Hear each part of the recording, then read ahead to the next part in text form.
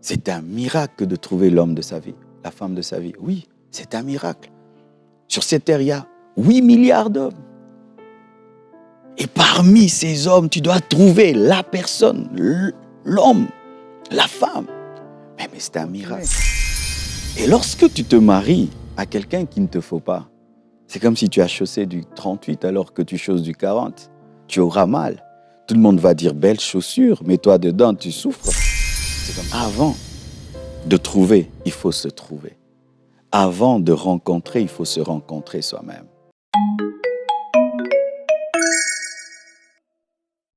Prends le temps de prier et de t'étudier devant la parole de Dieu et dire à Dieu, Seigneur, tu m'as envoyé sur cette terre et tu m'as appelé à me marier. Mais qui peut vraiment m'aider à accomplir cette mission?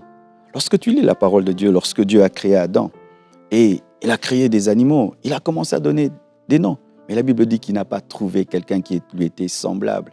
Il n'a pas trouvé de vis-à-vis, il n'a pas trouvé de face-à-face. Tu n'atteindras pas le face-à-face et le vis-à-vis avec toute femme, avec tout homme. On n'atteint pas ça avec tout le monde. Même sur cette terre, on a combien d'amis? Mais toi, tu prends seulement. Non, c'est un miracle. C'est un miracle de trouver l'homme de sa vie, la femme de sa vie. Oui, c'est un miracle. Sur cette terre, il y a 8 milliards d'hommes.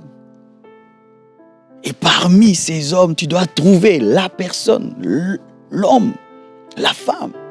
Mais c'est un miracle. Mais tu le prends à la légère. C'est pourquoi il y a tellement de divorces aujourd'hui. Parce que les hommes n'ont pas trouvé. Si je chausse du 40, mais j'ai une chaussure 38, eh ben je vous assure, après 5 minutes, je vais dire que Dieu vous bénisse. Soyez bénis parce que je n'arrive pas à continuer. Et lorsque tu te maries à quelqu'un qu'il ne te faut pas, c'est comme si tu as chaussé du 38 alors que tu chausses du 40. Tu auras mal. Tout le monde va dire belle chaussure, mais toi dedans, tu souffres. C'est comme ça qu'on va visiter certains couples. Tu dis, waouh, j'aimerais qu'ils soient mes parents. Et ils s'aiment bien, mais au-dedans, ils souffrent parce que ce n'est pas sa pointure. Et quand tu chausses du 40 et tu choisis du 50, tu vois, tu ressembles à un clown. Les gens te regardent et ils voient que tu souffres parce que tu n'as pas trouvé.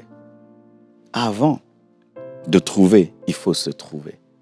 Avant de rencontrer, il faut se rencontrer soi-même. Mais pourquoi l'homme moderne aujourd'hui n'arrive pas à se découvrir, à se connaître? Nous sommes tout le temps enveloppés d'informations. Tout le temps, l'Internet, la télévision, des nouvelles, des vidéos, des nouvelles. Alors, tu connais, tu maîtrises la vie des autres. Tu maîtrises la vie de ton voisin. Tu maîtrises ce que l'autre fait.